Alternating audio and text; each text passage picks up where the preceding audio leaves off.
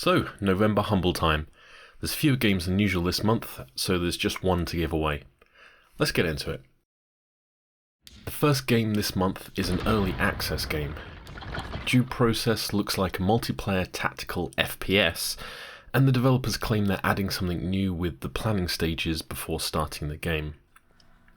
Obviously, I had no idea what was going on, and I was dead in under a second. Yay. It's not really for me, though I'm sure it has its fans, but I didn't see anything that would make me choose to play it over one of the many free-to-play games on the Epic Games Store. House Flipper's a weird one.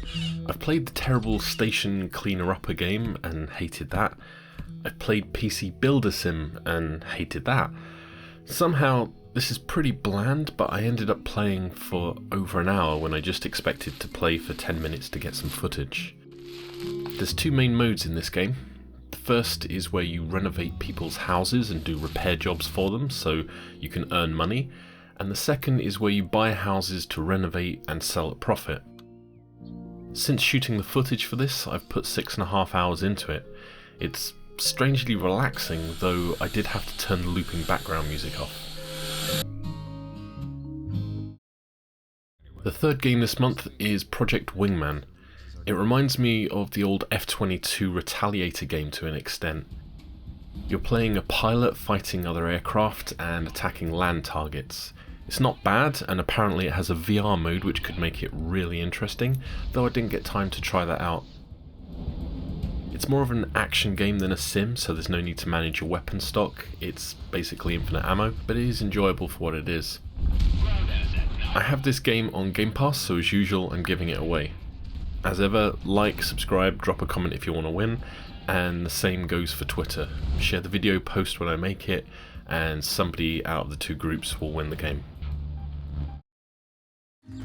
Regulars will know that I'm not really into card games.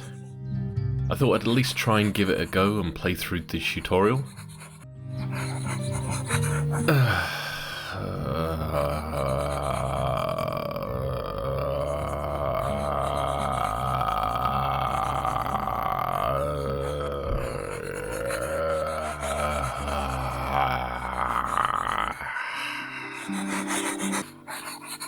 This one is so boring.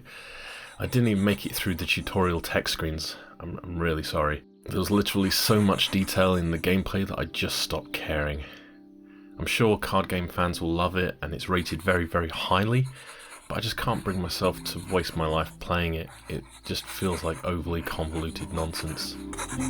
I'm really sorry, I'm not the target audience for this kind of game, but BPM is nice enough but kind of boring. I don't really get how these beat games are still a thing. The last thing I want from an FPS is to be clicking in time with the music, especially in boss fights, especially when my audio latency is apparently 150 milliseconds. It turns out my USB Arctis 5 headset has a latency which other people have also reported, and that's kind of disappointing. The game itself is nice enough. You kill stuff in time with the music, bank coins and spend them to unlock and buy new stuff. A lot of people will like this game.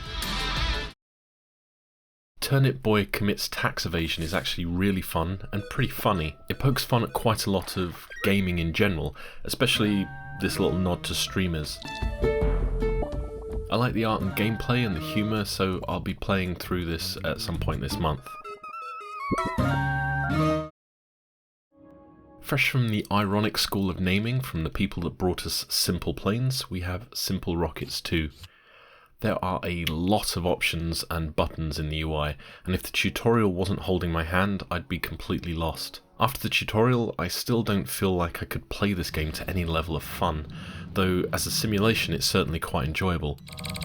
I feel like I'd rather daisy chain the instructions at the start and then just watch them play out rather than pause every few seconds to queue up the next series of controls. There's a very specific audience for this, and it's not me.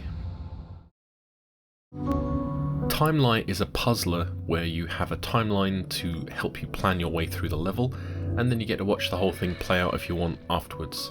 It's not for me, but it isn't terrible. I just didn't feel compelled to keep playing, which is weird because normally I'd like these kind of games.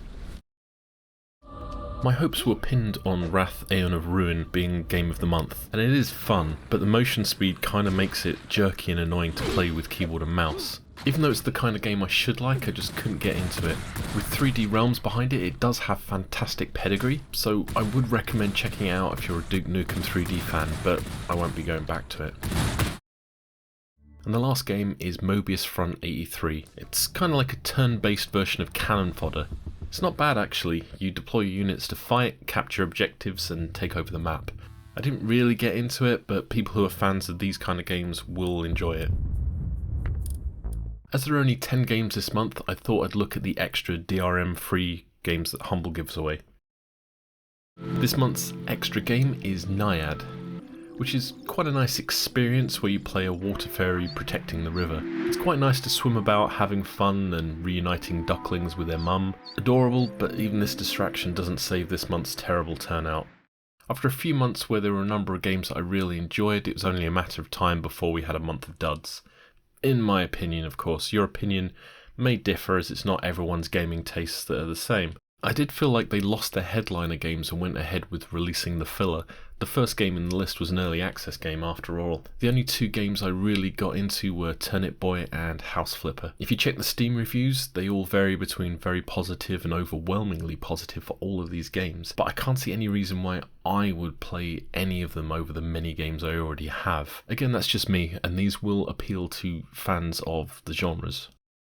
So what do you think? Do you agree with me and think it's a month to pause, or am I entirely wrong and card games don't actually suck? Let me know in the comments and like, dislike, subscribe accordingly. Good luck to anyone wanting to win Project Runway, Wingman. I'll announce a winner next week and see you for the next video.